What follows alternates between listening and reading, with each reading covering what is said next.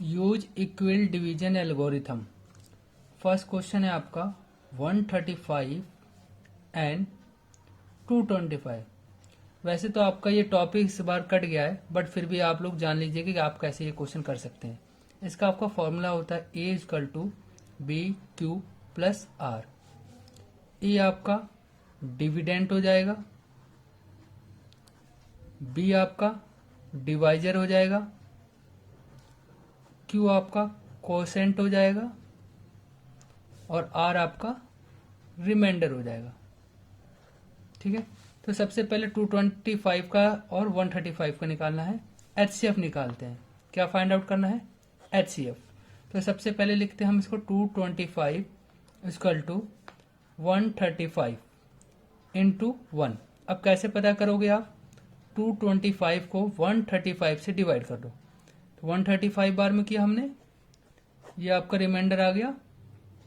12 में से 13 गया आपका 9, तो रिमाइंडर आपका आ गया 90। ठीक है, 225 डिविडेंड डिवाइजर इनटू कोसेंट आ गया आपका रिमाइंडर। इसको कंटिन्यू आगे करना चाहिए। तो 135 अब यहाँ लिखेंगे, रिमाइंडर जो आया अब रिमाइंडर से करेंगे। तो 90 इंटू 1 दोबारा आप करके देख लो। 135 90, क्योंकि जो रिमाइंडर बचा था हमें उससे करना है। तो 90 से किया हमने, ये आ गया। तो आपका बच गया 5, 13 में से 9 गया 4, तो ये आपका आ गया 45। अगेन अब 90 को करते हैं। 45 के टेबल में 2 बार में 90 आता है आपका, तो देखो, और रिमाइंडर बच गया आपका 0। हमें ये तब तक करना होता है जब तक कि रिमाइंडर आपका 0 ना आ जाए। इस तरीके से आपका एचसीएफ क्या आ गया? 45। यानी 135 and 225 highest common factor is 45।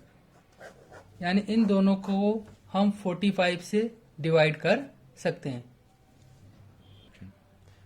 Exercise 1.2, मैं सिर्फ इंपॉर्टेंट क्वेश्चन ही बता रहा हूं जो आपके पेपर से। Exercise 1.2, express the product of its prime factor. 145 को हमें प्राइम फैक्टर में सॉल्व करना है। तो सबसे पहले तो हमें 145 का प्राइम फैक्टर निकालो। 145 ये हो गया आपका 70, 2 से डिवाइड किया अगेन 35, 5 से डिवाइड किया 7, फिर 7 से किया, ये हो गया आपका। तो हमें इसको जो फैक्टर आया है उसको इस फॉर्म में लिखते हैं, 2 इंटू 2 इंटू 5 इंटू 7। तो ये देखो 2 दो बार आया है, तो मैं इसको 2 इंटू 2 इंटू 5 इंटू 7 भी लिख सकता हूँ। इसी तरीके से 156 का अगर आप फैक्टर निकालोगे तो 2, 7, 8। अगेन 2 के टेबल में 15 आता है 7 बार में, फिर आपका 1 बच गया, 1 और 6 16, 8 बार में 16। 2 से अगेन करेंगे, 2 3 6, अगेन 2 9 18, 3 से अब 3 1 3, 3 3 9, तो ये हो गया आपका 13। तो आपका इसका फैक्टर हो गया 2 इंटू 2 इंटू 3 इंटू 13।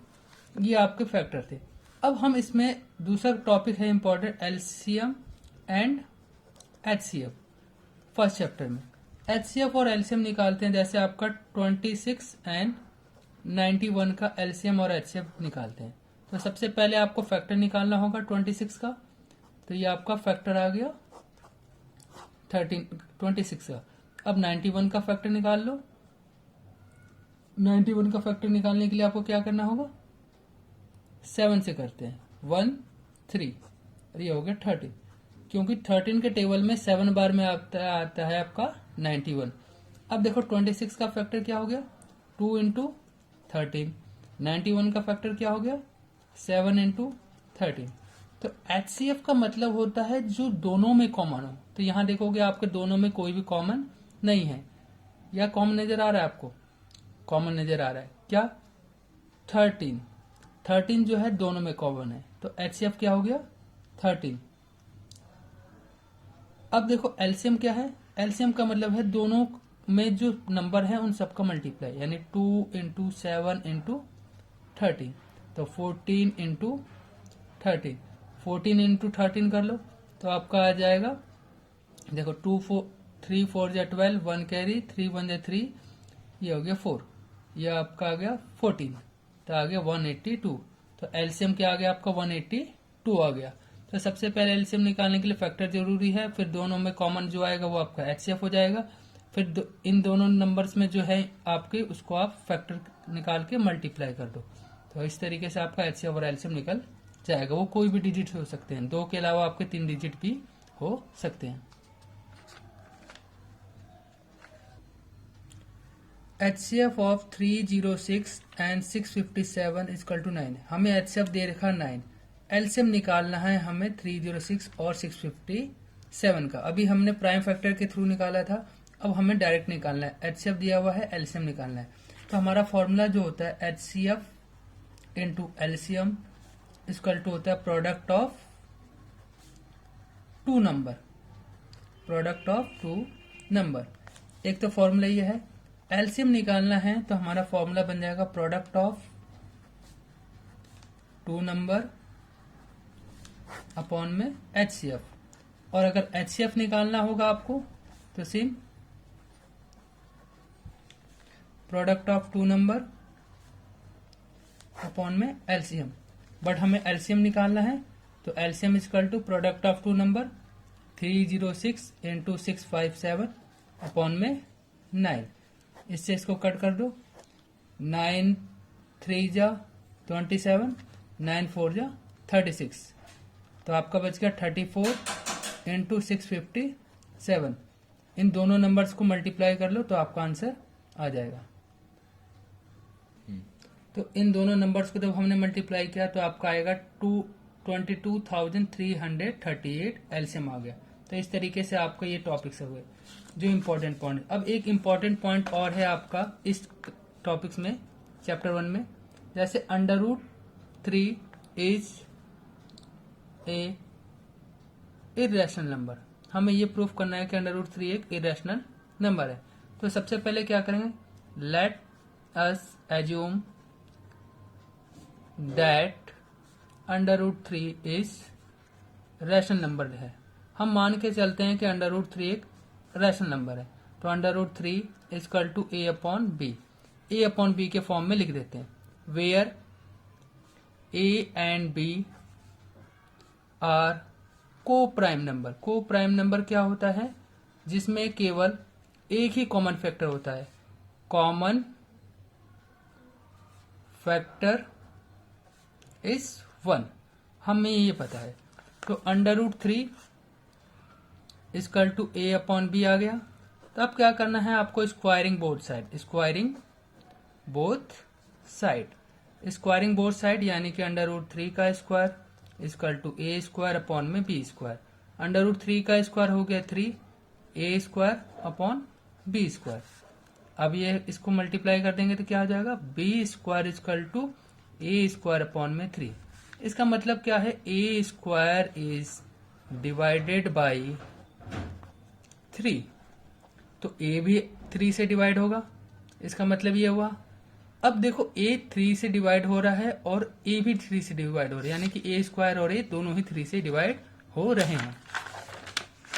आराम से अब ए इक्वल टू 3c लिख देते हैं। तो देखो हमारे पास ए इक्वल टू 3c आ गया, क्योंकि हमारा अभी आया था 3 से डिवाइड हो रहा है। तो B square equal to 3c upon में c स्क्वायर, क्योंकि मैंने पुट कर दिया, put A equal to 3c। तो B square equal to 9c square upon में 3, 3 से 9 कट गया, तो B square equal to 3c square. तो c square equal to B square upon में 3, क्योंकि मल्टीप्लाई में 3 था आपका, अपॉन में चला गया तो ये आ गया। अब देखो इससे क्या निकल के आया कि B square is divided by 3, और बी भी जो है आपका डिवाइड होगा 3 से। इससे हमें क्या पता चला कि A and B both divided by 3। But हमने तो माना था कि जो है कि केवल 1 से ही डिवाइड हो सकता है। तो इसका मतलब क्या है, वी गॉट कॉन्ट्राडिक्शन। कॉन्ट्राडिक्शन का मतलब है कि हमने जो माना था वो हमारा एजप्शन गलत हो गया। तो आवर एजप्शन इज रॉन्ग, हमारा जो एजप्शन है वो रॉन्ग हो गया। So that √3 is an irrational number, क्योंकि हमने माना था कि √3 एक को प्राइम नंबर है ए और बी, और हमारा जो केवल ए वन ही फैक्टर हो सकता है, बट यहाँ पे हमारा जो फैक्टर है 3 में ज्यादा आ चुके हैं, यानी 3 भी कॉमन फैक्टर आ गया √3 का, इस वजह से ये इरेशनल नंबर प्रूफ हो गया। इसी तरीके से आप और भी कोई भी डिजिट लेके सॉल्व कर सकते हैं, जैसे √3 की जगह √5 हो सकता है, √7 हो सकता है, कोई भी होगा, बट प्रोसीजर और यही रहेगा आपका। अब आपका एक लास्ट टॉपिक बच गया, terminating and non terminating. Terminating का मतलब होता है जो डिजिट डिवाइड करने पे कंप्लीटली डिवाइड हो, जैसे 13/3125 से। Terminating and non terminating. अब तो सबसे पहले हम देखो 3125 का फैक्टर निकाल लेते हैं, तो 6 5 30, 2 35, 5 से अगेन 1 2 5, अगेन 25, फिर 5, और ये हो गया आपका 1। तो देखो आपका ये फैक्टर आ गए प्राइम फैक्टर।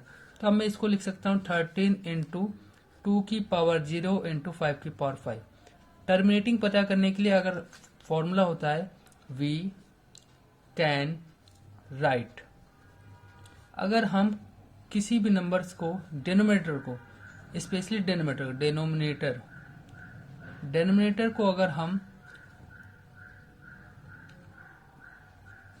इस फॉर्म में लिख सकते हैं, आप देखो जैसे आपका हो जाएगा m की पावर n, जैसे 2 की पावर n और 5 की पावर n, अगर हम इस फॉर्म में लिख सकते हैं 2 की पावर n और 5 की पावर n, तो वो हमारा जो भी नंबर है वो टर्मिनेटिंग होगा। अगर इस फॉर्म में नहीं है तो वो नॉन टर्मिनेटिंग होगा। जैसे देखो ये हमारा 2 की पावर 0 है और 5 की पावर 5, तो मैं इसको टर्मिनेटिंग डेसिमल नंबर कह सकता हूं। अब जैसे एक क्वेश्चन देता हूं मैं, जैसे हाउ मेनी डेसिमल प्लेस 7/125, 7/125 के कितने डेसिमल प्लेसेस होंगे आफ्टर डेसिमल, तो इसको मैं कर सकता हूँ 7 इंटू 8/125 इंटू 8, तो ये हो गया हमारा 56/1000। अगर मैं 1000 से डिवाइड करूंगा तो 0.056 आ गया, तो यानी 3 डेसिमल प्लेस। तो इस टाइप से आपका क्वेश्चन अक्सर आता है कि हाउ मेनी डेसिमल प्लेस। ये तो एक मैंने शॉर्टकट ट्रिक बताया कि जिससे कि आपको बेस को क्या होता है टेंस के फॉर्म में कन्वर्ट करना होता है। 10 के फॉर्म में रहेगा तो आप आसानी से डेसिमल लगा सकते हो, नहीं तो दूसरा तरीका है आपको कि वो आप 7 से इसको डिवाइड करो।